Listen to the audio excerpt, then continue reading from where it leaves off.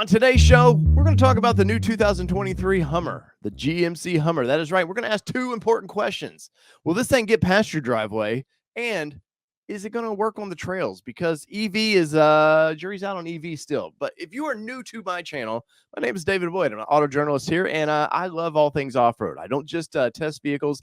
I actually buy these vehicles, and I take them out on the trails and have a lot of fun with them. So join along if smash that like button for me.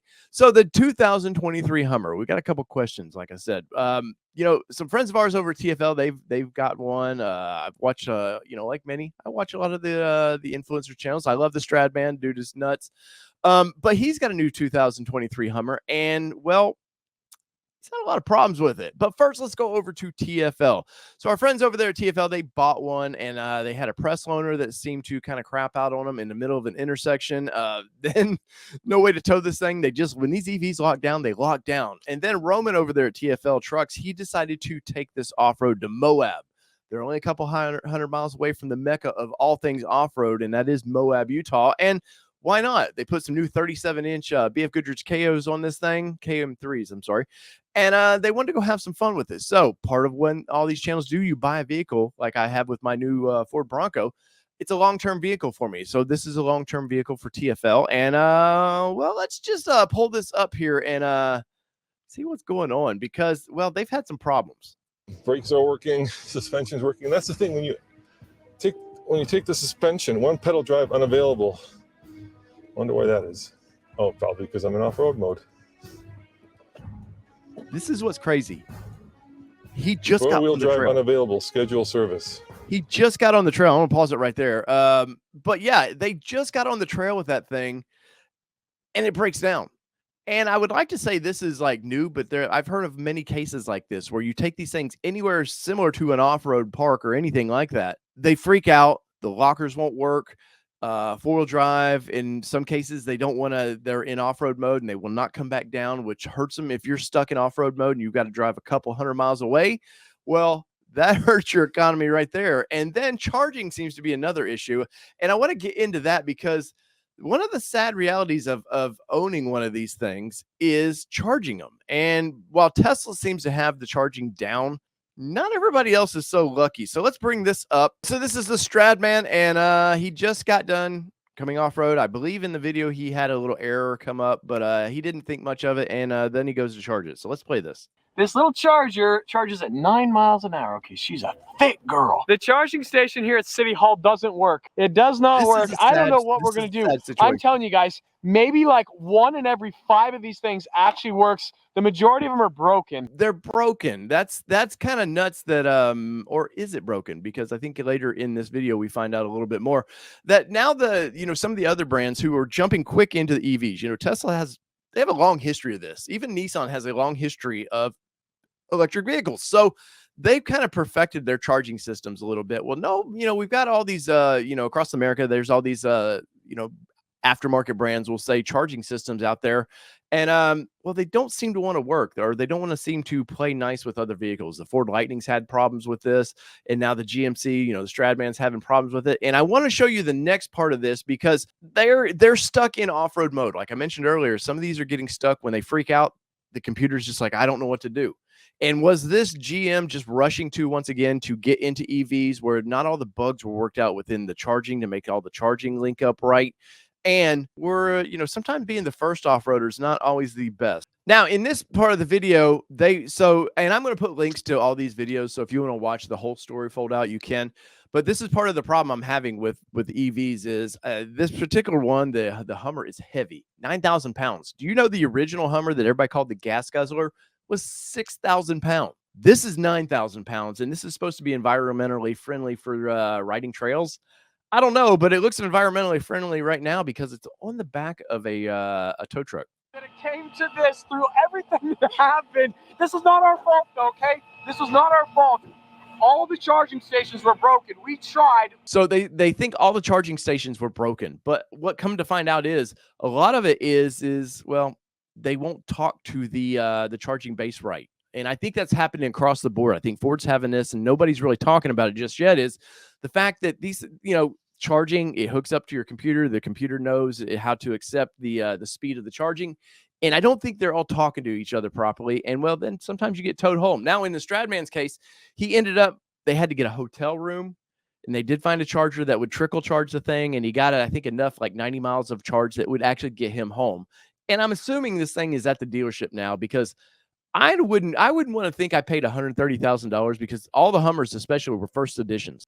So that's all you could get until now. I think there's the X3 that's coming out, and we do have the new SUV version coming out, but that's all you could get. And so now I want to get into some numbers. So GM Authority has a page I'm going to bring up. So this is from GM Authority, and I will link this article below in the description. Once again, if you guys want to, any of the TFL or any of the stuff that I'm talking about, I will link it so you can watch their video. And I encourage you to go watch their whole story, because all these there's great stories to this, including the Stradman. So let's see. No Hummer EV units were built in January 23. Well, guess what? What they're not saying is none were built in December either, because, well, they're retooling the plant. Now, why would this plant, we'll get into this.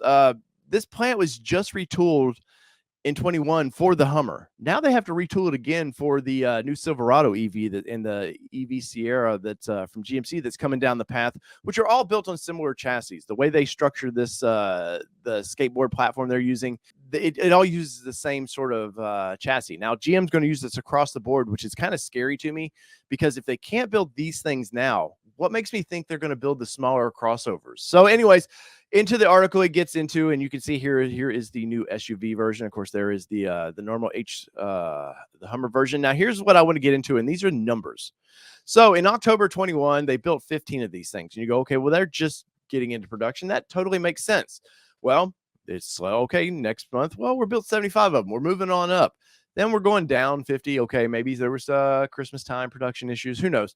And we're starting to peak 250. Okay, they're starting to roll them out a little bit. But they, GM touted on this thing. Oh, we got over 100,000 reservations of this thing. We sold out like in minutes about this. So you would expect, if you've sold it, you're going to have to crank the production up, right? Well, are they? Because by let's see, a year later, so here's October, they're up to 1,000. So a year later, they built 1,000. And this is per month. Per month, they built 1,000 of that. Now, other manufacturers like Nissan or somebody, if they only sold like 3,000 to 5,000 or built 3,000 to 5,000 of one vehicle a month, they would be laughed at. They would call, well, that's not working. It's not working. And we all know these electric vehicles, they're expensive to build. So, they're not making any profit whatsoever. So they've got to start ramping these things up to start making them profitable. So then, yeah, look right here. They didn't build any in December or January, and total build is 5,030. Now, that would be okay for a month of these things, and you would go, okay, I can see your production, you're ramping up, because people were given, Ford Bronco. Oh my God, what a disaster that thing was. It was just a mess. Oh, they're not building them. All the hundreds of thousands they pre-sold. And where are people talking about these things? Is it because there's a certain class of people that can afford these? It's not a $40,000 vehicle. It's a $100,000 vehicle. So is it those $100,000 people do not fuss and bitch about waiting for this? Or are they not much interest in this thing anymore? And are people losing interest in this thing? Now, on the flip side, Cadillac has the Lyric that they're bringing out, which is once again built around the same platform of vehicle. And as you can see, by March of 22, 20, 50, 50, 80, 250, you don't see this really going down. Like, they've built 11,000 of these things since March of 22, in less time than they've built in the Hummer. And I would say demand for both of them are probably equal. So I know GM is having a problem, though. They were trying to ramp up a second battery plant. The batteries do take time to build, so I'm going to give them a little bit on that. But I'm curious what you guys think about this. Are these things great for the trails? Which I don't think so personally. I think they've got to get a lot lighter, and I think the battery life has to get a lot better. So that's a tough one right there, to make the battery smaller, but yet give you more. Did you order one of these things, and have you not gotten it? Are you scratching your head? Hey, have you gotten any updates? Because we have the I like to call it the Avalanche, but it is the Silverado EV. I have a reservation on it that I canceled 2 days ago, because I've gotten no updates from GM whatsoever. And it's starting to aggravate me a little bit. So I took that $100 that I put down on it, moved it on over to the Ram Rev 1500, because they seem to have a plan of wanting to get these things out right now. They gave us a time frame when these things are going to start being built. I still don't know what's going on with GM and their EV program. So in the comments below, let me know what you think. Are you still excited by these Hummers, or you just like moved on to something else? And do you have any kind of EVs in general on reservations? Let me know in the comments below, because it will take our pirate ship, as it were. We're going to steer it a little bit to your direction and what your interests are. So whether it be 2-wheel drive, 4-wheel drive, or these Hummer EVs that you don't seem to get to drive, this is your All Terrain Nation, and I'm your host, David Boyd, and we're out. Peace, everybody. Love y'all.